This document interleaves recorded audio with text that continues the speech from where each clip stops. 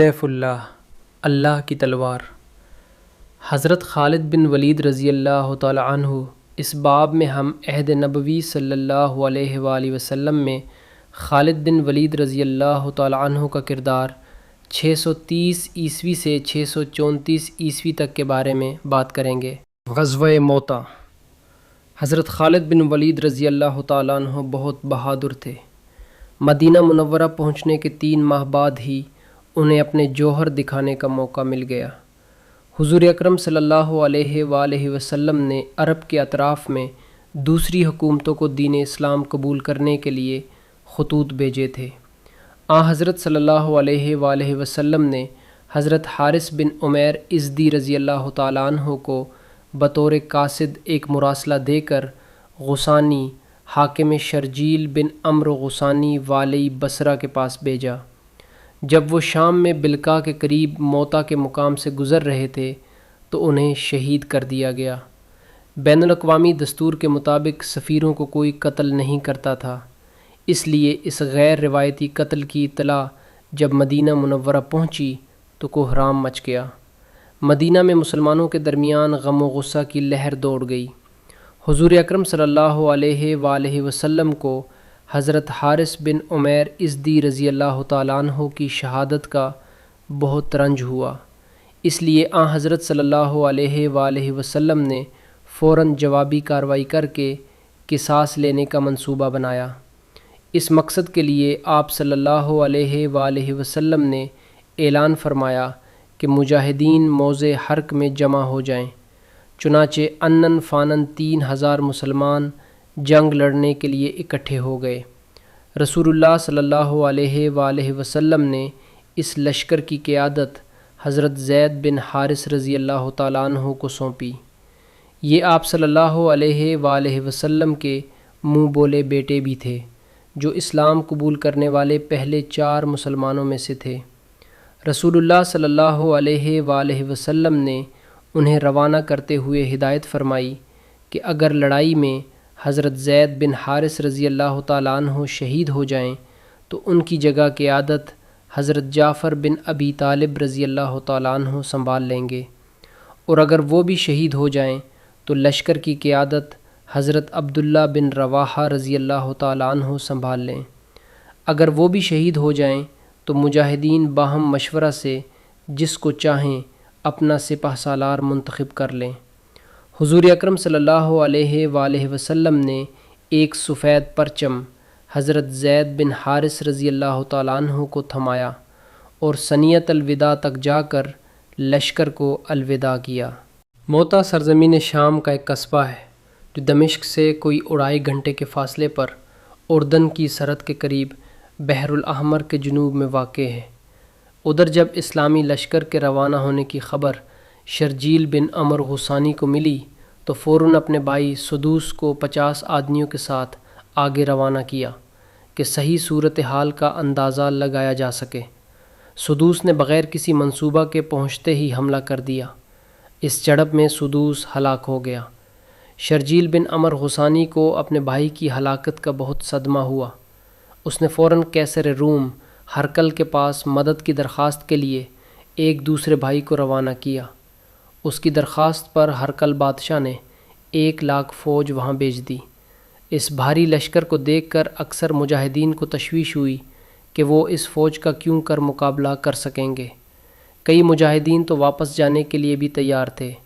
مسلمانوں کے حوصلے پست ہوتے دیکھ کر حضرت عبداللہ بن رواحہ رضی اللہ تعالیٰ عنہ نے ان سے خطاب کر کے انہیں جوش دلایا اور اس بات پر زور دیا کہ فرار ہونے یا پیچھے ہٹنے کی بجائے دشمن کے سامنے ڈٹ کر مقابلہ کریں۔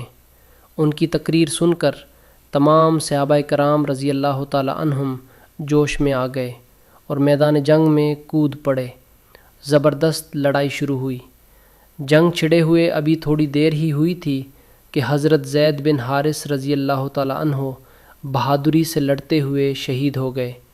ان کی شہادت کے بعد حضور اکرام صلی اللہ علیہ وسلم کے فرمان کے مطابق حضرت جعفر رضی اللہ تعالیٰ عنہ نے لشکر کی قیادت سنبھال لی۔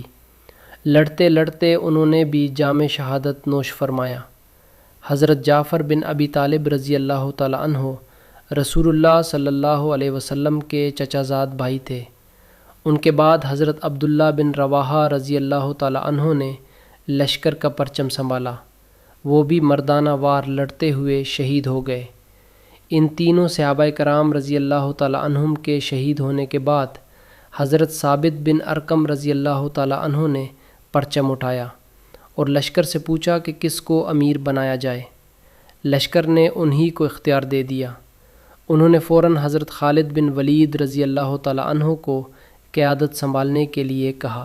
حضرت خالد بن ولید رضی اللہ تعالی عنہ نے انہیں کہا کہ چونکہ وہ خود بزرگ ہیں اور غزوہ بدر میں بھی حصہ لے چکے ہیں، خود ہی سپہ سالاری سنبھالیں۔ حضرت ثابت بن ارقم رضی اللہ تعالی عنہ نے کہا جنگ کا تجربہ آپ کو زیادہ ہے، اس لیے آپ ہی سپہ سالار بنیں۔ چنانچہ حضرت خالد بن ولید رضی اللہ تعالی عنہ نے قیادت سنبھال لی۔ انہوں نے مجاہدین کو منظم کر کے لڑنا شروع کیا، مگر جلد ہی شام ہو گئی اور قانون کے مطابق دونوں لشکر اپنے اپنے پڑاؤں میں چلے گئے۔ دوسرے دن صبح حضرت خالد بن ولید رضی اللہ تعالی عنہ نے اپنی جنگی صلاحیتوں سے منصوبہ بنایا، میسرہ کو میمنہ کی جگہ بدل دیا۔ دشمن کو لگا کہ راتوں رات مسلمانوں کو کوئی کمک مل گئی ہے۔ انہوں نے چند خالی گھوڑوں کو لشکر کے پیچھے مسلسل دوڑانے کو کہا، جس سے دھول اڑتی رہی اور دشمن سمجھتا رہے کہ مسلمانوں کو کمک آ رہی ہے۔ وہ ہراساں ہو کر پیچھے ہٹنے لگے۔ حضرت خالد بن ولید رضی اللہ تعالیٰ عنہ بہت بے جگری سے لڑ رہے تھے، جس صف میں بھی گھستے اسے درہم برہم کر دیتے تھے۔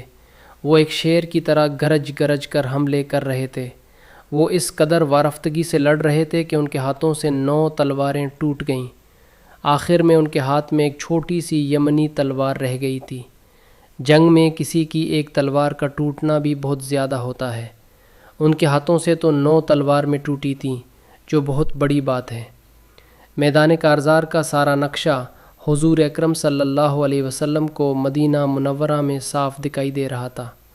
حضرت انس رضی اللہ تعالیٰ عنہ سے روایت ہے کہ آن حضرت صلی اللہ علیہ وسلم نے ارشاد فرمایا، زید رضی اللہ تعالیٰ عنہ نے پرچم اٹھایا اور وہ شہید ہوئے۔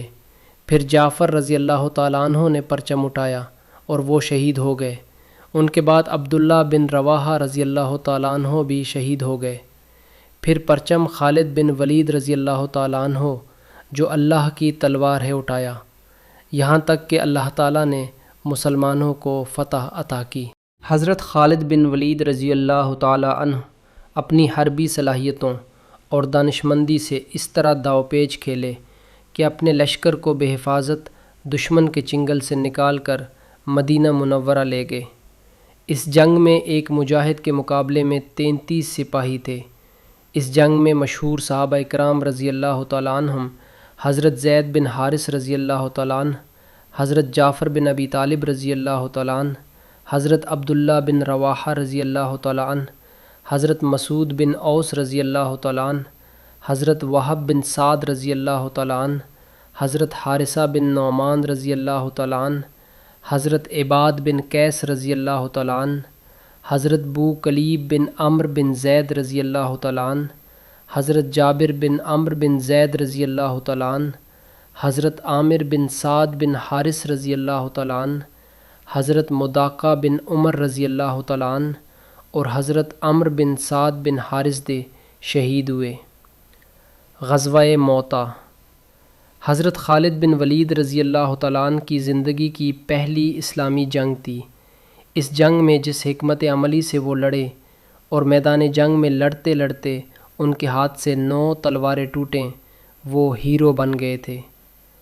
ختم المرسلین حضرت محمد مصطفیٰ صلی اللہ علیہ وآلہ وسلم نے سیف اللہ یعنی اللہ کی تلوار کا لقب عطا فرمایا۔